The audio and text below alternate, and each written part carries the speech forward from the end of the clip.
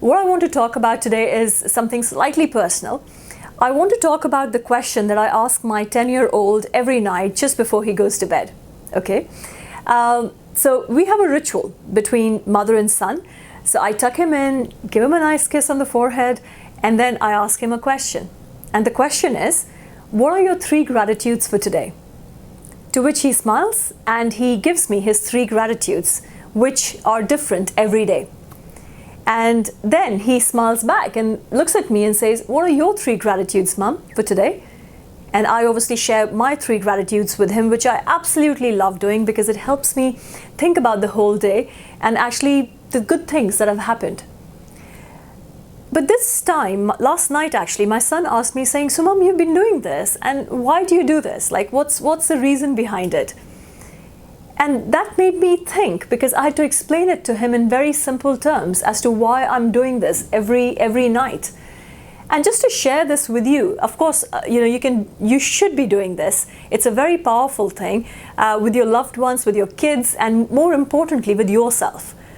Now, the way I explained this to him, and again, to myself, because the idea is to keep things really simple, is that actually this is a spectrum, a line. Okay, and I said, let's divide this. On this is one side, this is the other side, this is the midpoint. And on one side of the spectrum is something called fear. And I asked my son, saying, what is the opposite of fear? To which he said, courage. I said, yeah, courage, strength, determination, these are all the right things. But then actually, as far as I'm concerned, and I was sharing my philosophy with him, I said the way I see the spectrum is that on the other side is something called faith.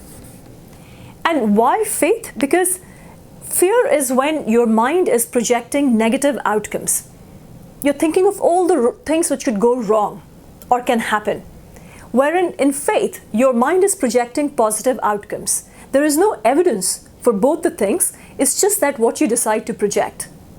Now, if this is the midpoint, the choice that one needs to make is on which side of the spectrum one needs to play the game or live life.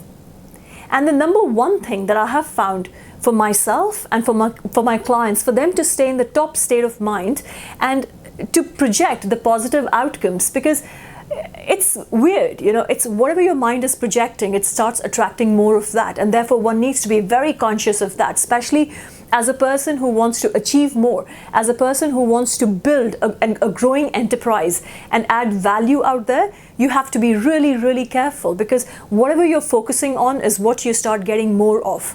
So the number one thing that I've found very useful in terms of being on this side of the spectrum is gratitude. It's remembering that good things are happening and good things will happen, and consciously going through the good things which have happened to you in your life. And it's a simple question, doesn't take more than 30 seconds, but makes a huge difference to how you're ending the day and how you start your next day. And finally, when I was explaining this to my son, I said right towards the end, I said, Vedant, on this side, life happens to you. But on this side, life happens for you. And he said, Mom, that's a change of prepositions. I said, yes, but it's actually a huge change in belief system. And that's what makes the difference, because it all starts from what you believe in.